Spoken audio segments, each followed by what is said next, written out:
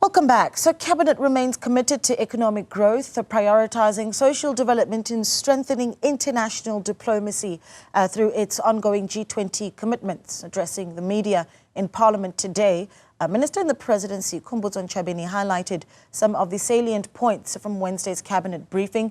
She also addressed the postponement of the tabling of the national budget and plans for finalising the budget before the March 12th address, among other issues of national importance. Our reporter, Latashia Naidoo, filed this report. Cabinet believes that South Africa is on track to building a capable and developmental state through ongoing engagements with key stakeholders under the umbrella of the Government of National Unity. That's the feedback presented to the media by Minister in the Presidency, Khumbudzo Ntshavheni, on Thursday, post-Wednesday's Cabinet meeting. The minister addressed a number of significant government successes, interventions, criticisms and concerns of consequence to South Africans.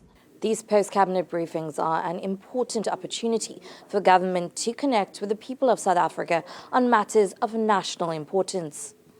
Highlighting the looming registration deadline for spaza shops and other food handling outlets with their local municipalities, Ntshavheni reiterated government's stance that unregistered spaza shops and those that fail to meet health standards and requirements will be closed.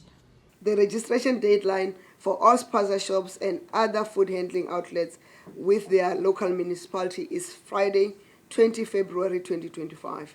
Spaza shops that are not registered and do not meet all health standards and requirements will be closed. Government introduced these measures in November 2024 as part of efforts to regulate spaza shops and prevent unnecessary deaths of children as a result of foodborne illnesses caused by contaminated food purchased from such shops. Integrated multidisciplinary inspection teams continue to conduct compliance inspections across the country to ensure that all food retailers operate legally and comply within the food and health and safety standards. The minister condemned lobby groups, AfriForum and Solidarity, for taking their grievances to Washington to advocate for increased pressure on ANC leaders for policy changes. I don't know why they continue to go and peddle lies, but we're not going to make some people peacetime heroes. If they don't like South Africa so much, if they don't like what the efforts of government to redress the iniquities of the past, why don't they take up President Trump on his offer to resettle in the United States? I think we need to leave it there. So those who don't like what's happening in South Africa, there's an offer, and we must emphasize it's not all Afrikaners, it's not all white people. It's those selectively and the number. So there's an offer, they must take that offer instead of peddling lies.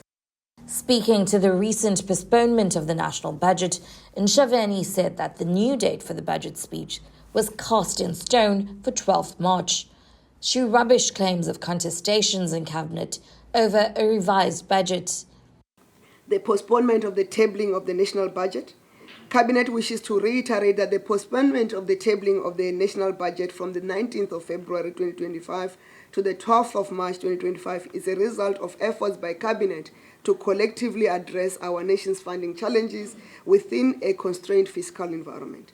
Cabinet assures South Africans that deliberations within Cabinet on the 2025 national budget are continuing to determine the best ways to fund our national priorities. Cabinet is set to meet again on the 3rd of March 2025 to finalise inputs to Treasury ahead of the final tabling of the national budget next month.